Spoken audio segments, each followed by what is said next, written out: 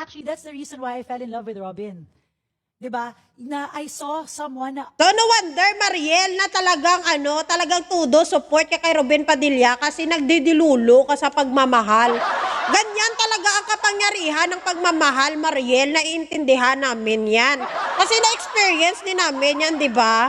Alam nyo, kung ikaw kasi nagmamahal ka, feeling mo talaga sa partner mo, perfect na. Kahit naubod ng kapangitan pa yan, feeling mo siya na yung pinakamaganda, pinakagwapo sa balat ng lupa na wala na talagang makakapantay sa kanyang kagwapuhan at kagandahan. Ganyan ang kapangyarihan ng pag-ibig, Mariel. So, nagigets namin yan. Kahit na bupols pa yan, parang feeling mo siya yung pinaka-genyo sa balat ng lupa. Ganyan yung pagmamahal, Mariel. Nagigets namin, naintindihan namin yan. Pero alam mo, hindi mo na kasi pwedeng malinis ang pangalan ng asawa mo kahit labhan mo pa yan ng labhan at ibanlawan mo ng ilang beses at lagyan mo ng downy na 10 sachet, hindi talaga iipekto na babango ang pangalan niya. Kasi nakikita ng taong bayan talaga kung ano ang ginagawa nila dyan sa Senado. Ikaw, nagbubulag-bulagan ka lang, bulag ka sa katotohanan kasi syempre love mo. Gets namin yan, ganyan talagang pag-ibig, day. Pero para linisin niyo yung pangalan niya at pabanguhin yung pangalan niya, hindi na yan iepektibo. Wala nang epek yan kahit lagyan mo pa yan ng sandamakmak na pabango, Mariel. Ha? Alam mo, itong si Mariel, pansinin niyo, lumalabas sa social media simula nang naging person of interest ang asawa niya sa pagkawala at pagtakas ni Bato. Ni Bato nga pugante na may kasong crimes against humanity sa ICC. Yung ex ko na senador tinulungan ng isang kriminal para makatakas. Ang sweet nilang dalawa, till death do us part talaga sila. Mapansin mo dito, nandyan din ang nag-i-interview sa kanya si Aimee Mangga, si Alibaba.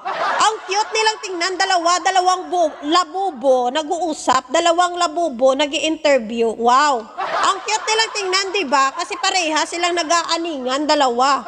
Diba? Nag-aaningan sila, tapos mahiya ka nga, Aimee. Huwag mong ginagamit yung Quran sa kagagahan mo. Bakit kayo mga trising hudas, kayo mahilig, kayong gumamit ng Diyos, gumamit ng Bible verse, gumamit ng Biblia, gumamit ng Quran, gumamit ng Allah? Hindi ba kayo kinakalibutan sa mga pinagsasabi nyo? Alam nyo, kayo nga mga trising hudas, kayo ginagamit nyo ang pangalan ng Diyos, relihiyon. Ginagamit nyo yung relihiyon, pananampalataya at paniniwala ng mga Pilipino. Hindi na yan iipekto. Hindi na talaga iipekto kahit gamitin mo pa ang paniniwala, ang relihiyon. Hindi na yan iipekto. You know why? Kasi gising na yung taong bayan ngayon. Wala nang epek yung mga ganyan na drama-rama nyo. Wala nang iipek yan. Wala nang iipekto pa yan. Ganon. Kasi alam nyo, lalong-lalo na ngayong panahon, mulat na mulat ng Pilipino at gusto na ng Pilipino, ng mga Pilipino ng pagbabago sa bansa natin. Kaya yung mga kadramahan nyo na yan, pinagtatawanan lang kayo. Kaya tigilan nyo na, ha? Tigilan nyo na yung pagiging vloggeres nyo dyan, mga tracing hudas. Kaliwat kanan, nagla-live sila, live selling na lang kayo. Huwag na kayong pumasok sa Senado, mag-live selling na lang kayo. Kasi kayong tracing hudas ngayon, busy kayo kaka-live streaming. Inagawa nyo naman yung mga kababayan natin na nagre-reels. Mga animal na to. Diba? Tigilan nyo na yan, pinagtatawanan lang kayo, nagiging clown lang kayo lalo. Wala nang iipekto, wala nang iipek yan, wala nang epekto yan, ginagawa nyo. Totoo lang.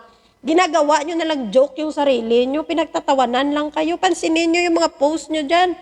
Mababasa nyo naman siguro, mababasa nyo kung gaano kagalit yung taong bayan sa inyo. So, paano kayo nakakasurvive? Palakasan na lang ng loob, pakapala na lang ng mukha. For the sake of power, for the sake of money, sige, fight na lang, okay na. Tigilan nyo na yan. Mahiya-hiya na kayo sa taong bayan, pinagtatawanan lang kayo.